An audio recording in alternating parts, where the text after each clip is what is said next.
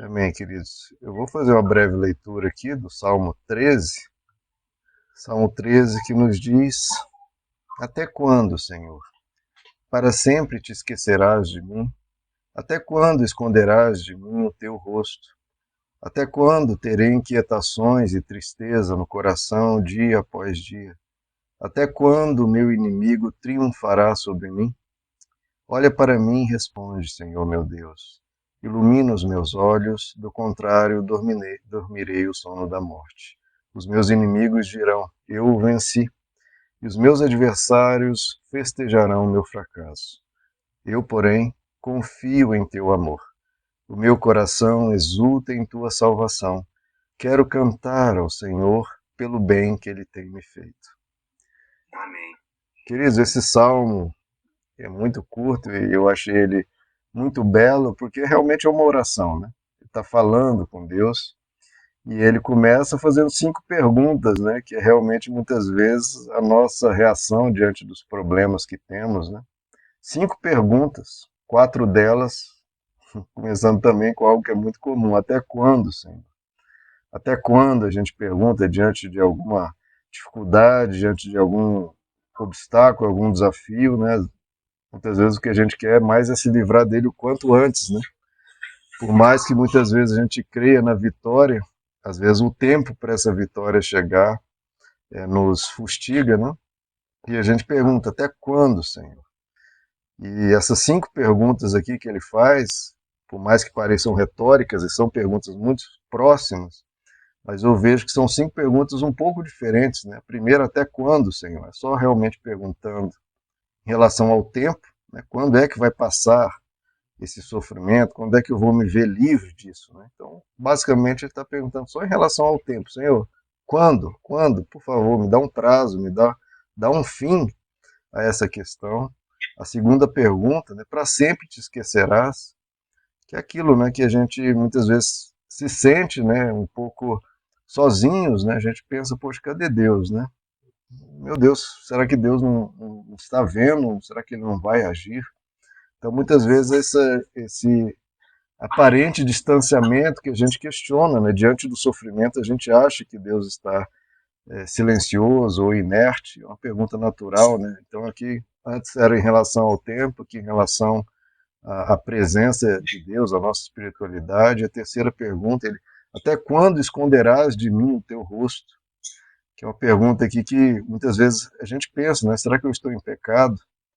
Porque essa expressão bíblica, né, de Deus esconder o rosto, isso é uma expressão que denota um sentimento de culpa, né? Que Deus esconde o rosto, ou vira o rosto, quando uma pessoa se envolve em algum mal, e essa é a expressão bíblica usada, né, como se houvesse um distanciamento de Deus, né? Então, quando a gente pergunta, né, por causa de algum erro que a gente faz, né, natural de todos nós cometermos um ou outro erro, a gente pensar que às vezes Deus se afasta, e até quando, né? Ele vai permitir, né, que o mal que a gente fez, as consequências, nos aflijam, porque muitas vezes é necessário para que a gente corrija a nossa postura, as nossas atitudes, a gente aprenda com o erro, né? Mas até quando? A quarta pergunta já é uma pergunta do coração, né? Ele pergunta: até quando terei inquietações e tristeza no coração? Então é aquilo, né? Os sofrimentos abatem a nossa alma, os sofrimentos chegam até o nosso emocional, né? Quem dera os sofrimentos ficassem só lá fora, né? E a gente fecha a porta da casa ou a porta da nossa mente e fica tudo de fora, não, mas acaba chegando até o nosso interior, né? Então a gente tem que ter um cuidado diante dos desafios, não permitir que a gente se abata demais, que essas inquietações e tristezas cheguem, né? E a gente pergunta: até quando, Senhor? Isso vai estar aqui dentro também, né? E por fim, a última pergunta: até quando meu inimigo triunfará sobre mim? A gente vê às vezes, né, que o mal está lá fora, né? E a gente pergunta a Deus, né? O sofrimento tem esse aspecto também, né? Interno, e tem um aspecto externo, tem um outro ser ou outras pessoas envolvidas nisso. E até quando essas pessoas vão continuar fazendo mal a mim, né? Sem deixarem de fazer isso, ou sem Deus me guardar desse mal, né? Ele faz essas 5 perguntas, perguntas naturais que nós fazemos realmente, e que a Bíblia expõe realmente as nossas dúvidas, e aí vem a resposta, né? A resposta de um coração que ora, né? Porque a pergunta que a gente põe é tão bom quando a gente põe diante de Deus. A gente desabafar diante de Deus. Esse é um papel da oração, né? O desabafo com quem se importa e para a gente colocar para fora e expressar a Deus a nossa angústia, a nossa inquietação. E quando coloca isso diante de Deus, vem um bálsamo e vem uma resposta que muitas vezes não é a nossa sabedoria, é Deus nos conduzindo pelo seu Espírito, nos orientando o que fazer diante dessas perguntas, né? Porque a tribulação, o sofrimento terá o seu fim, né? Vai chegar o momento de uma providência de Deus, das coisas se organizarem, daquilo ser enfrentado de uma forma ou de outra, mas qual a resposta que a gente dá a essa pergunta aumenta, a essas 5 perguntas, aumentam ou diminuem o sofrimento, né? Se a gente permitir que essas dúvidas assolem demais nossa alma, realmente aumenta o sofrimento. E aí ele começa a vir, né, talvez direcionado pelo Espírito, a uma resposta espiritual diante dessas perguntas, né? A primeira resposta, no verso 3, ele fala: olha para mim e responde, Senhor meu Deus. Que é a resposta daquele que peticiona, né? Daquele que coloca diante de Deus sua questão em humildade. Ele tem todas essas dúvidas, não sabe por quê, não sabe até quando, não sabe, né, o que Deus está pensando, o que Deus está fazendo, mas ele só pede, suplica. A nossa reação diante do sofrimento é a de súplica, né? Senhor, né? Ó filho de Davi, tem misericórdia de mim. Quantas vezes as pessoas chegavam assim diante de Jesus, né? E ele sempre as recebia com muito amor e mostrando que essa é a atitude correta, né? De súplica. Olha para mim, Senhor, olha para mim, responde. Sem revolta, sem indignação, sem ira. Por que Deus permitiu? Não, isso não é uma atitude adequada, né? É uma atitude de súplica, de humildade, clamando por misericórdia, né? Essa é a oração conforme Deus quer. Olha para mim, Senhor. A segunda resposta que ele faz, né? Senhor, ilumina os meus olhos. Do contrário, dormirei o sono da morte. Então ele pede, né? Essa expressão, ilumina meus olhos, né? Senhor, me dá sabedoria. Me faz enxergar o que eu não estou enxergando, seja para entender, né? Todas as variáveis que estão envolvidas, e para eu enxergar alguma solução, para encontrar algum caminho. Então, Senhor, me dá sabedoria, porque muitas vezes a gente quer aquela a oração que, não, Deus, resolve tudo aí para mim e me acorda aqui quando tiver tudo resolvido. Não é muito bem assim, né, irmãos? Porque a vida é feita para ser vivida e a gente vai ter que encarar, né, cada desafio que a vida traz, cada sofrimento, sendo participantes da luta, da solução. Deus chama os seus filhos para enfrentar, né? Para aprender, para lutar. Então ele pede por sabedoria. Senhor, ilumina os meus olhos, como Deus tanto elogiou Salomão quando ele pediu sabedoria, né? Nós temos que pedir sabedoria. Deus, resolve os problemas aí, Deus, resolve aí. Não, mas, Senhor, me dá sabedoria.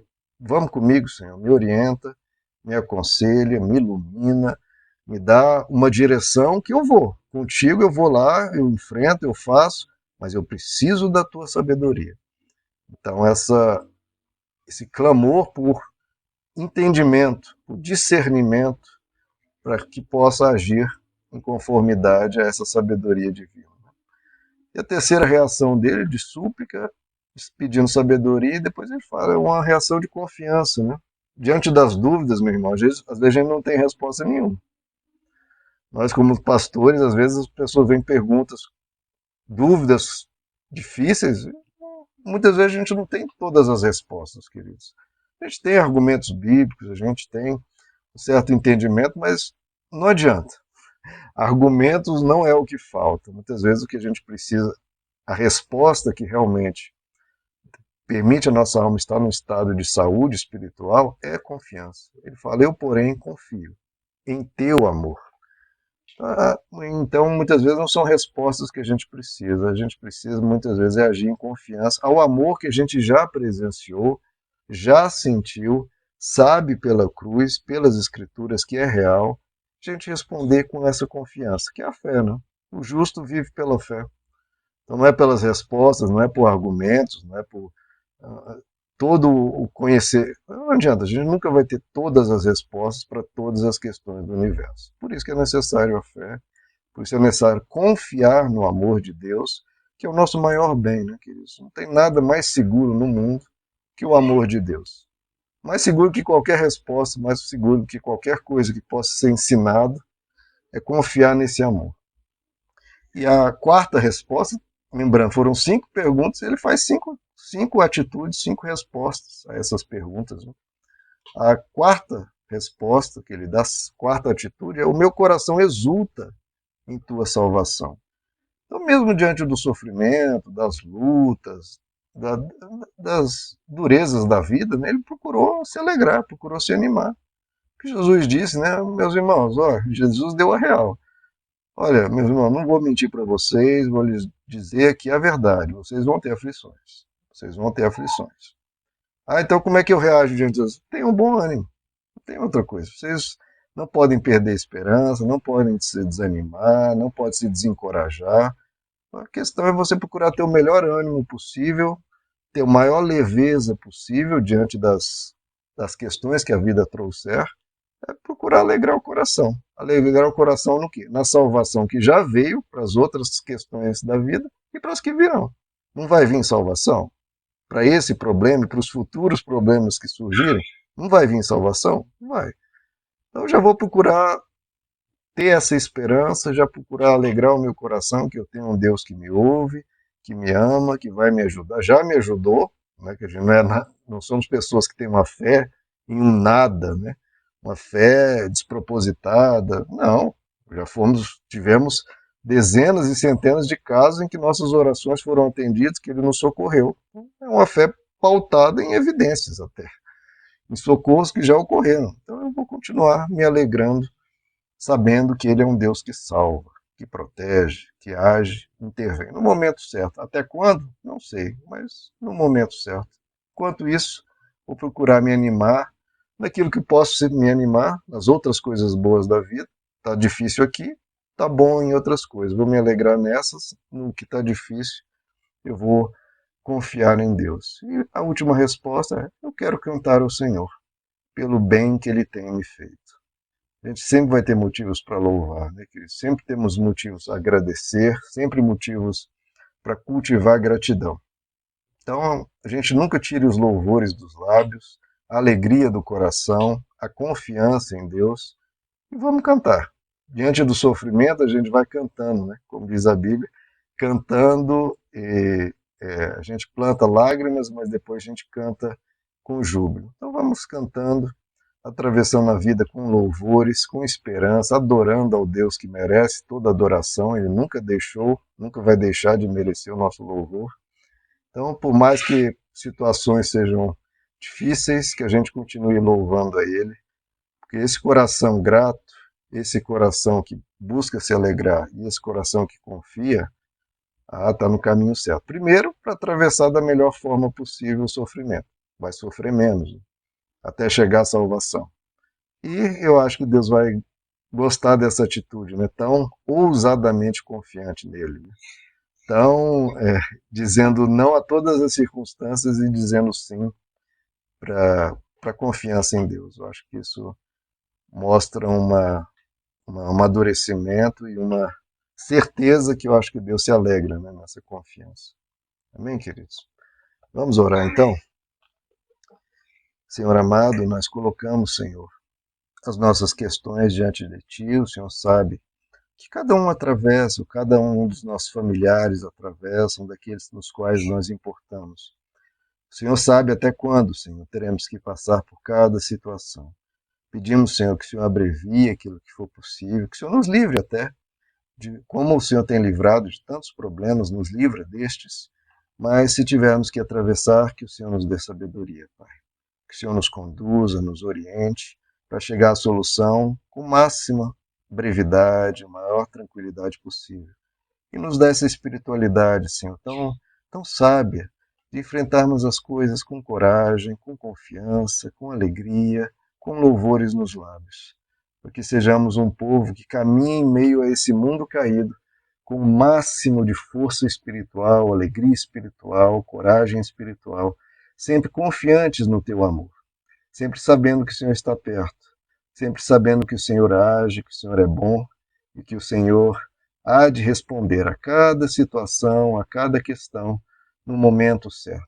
Mas, Senhor, que o Senhor possa nos fortalecer para enfrentar, para aguentar o tempo necessário, mas, Senhor, na tua misericórdia, abrevia, Senhor, o sofrimento do teu povo, abrevia, Senhor, pela tua misericórdia, pela tua graça. Pedimos o teu socorro sobre nós, sobre os nossos, em nome de Jesus.